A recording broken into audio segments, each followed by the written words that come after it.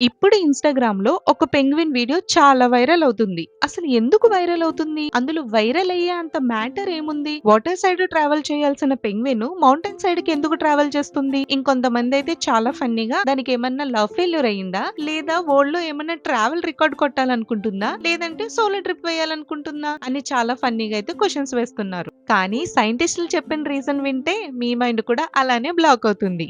Well, I've never seen a penguin bashing its head against a rock. Um, they do get disoriented.